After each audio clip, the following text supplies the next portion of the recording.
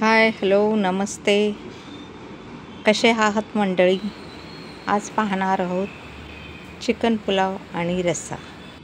त्यासाठी साहित्य घेतलं आहे अर्धा किलो चिकन, अर्धा किलो बासमती तांदूळ, कांदा, टोमॅटो, पुदिना, कोथिंबीर, लिंबू, खडे मसाले, आलं लसणाची पेस्ट, तिखट, मीठ, दही वगैरे साहित्य घेतलं आहे. त्यासाठी प्रथम मॅरिनेट करून घेऊया.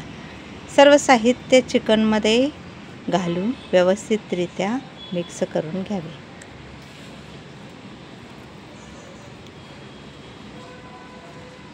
चिकन कालवून घेतल्यानंतर मीठ वगैरे व्यवस्थितच घालून घ्यावे. चिकन कालवून घेतल्यानंतर व्यवस्थित अर्धा ते तासभर बाजूला ठेवून द्यावे. लिंबाचा रस पण त्यात घालावा, जरूर घालावा. प्रथम रस्सा करण्यासाठी गरम तेलात कांदा, टोमॅटो, गरम मसाला, हळद, आलं लसणाची पेस्ट, तिखट, मीठ घालून घेतले आहे.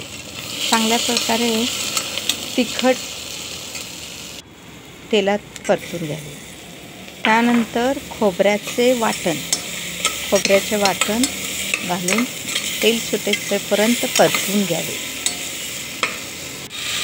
त्यानंतर हाडाचे चिकन घालून कालवून 5 मिनटासाठी झाकण लावून ठेवावे, म्हणजे त्यातील पाणी सुटेल. नंतर गरम पाणी घालून कुकरला शीट लावून घ्यावी. 4 शिट्ट्या करून घ्यावे. 4 शिट्ट्यामध्ये चिकन छान प्रकारे तयार होईल. त्यानंतर आता पुलाव करण्यासाठी कुकरमध्ये तूप आणि तेल गरम करून घेतात. खडा मसाला, तमालपत्री वगैरे टाकून घेतली. त्यानंतर आलं लसणाची पेस्ट आणि कोथिंबीर, पुदिन्याची पेस्ट, कांदा, टोमॅटो टाकावे. कांदा टोमॅटो परतून घ्यावे.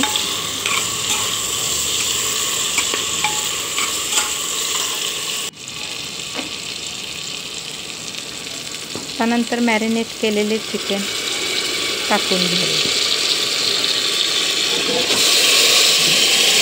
चिकन चांगल्या प्रकारे हलवून तेलामध्ये परतवून घ्यावे. परतवल्यामुळे खूप छान मला पाणी देखील सुटेल.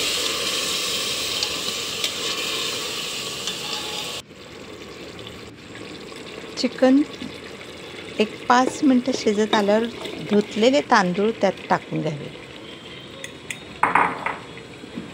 परत एकदा मिश्रण हलवून घ्यावे. हलवल्याने एकजीव होईल. मग त्यानंतर गरम पाणी करण्यास बाजूला ठेवलेले आहे.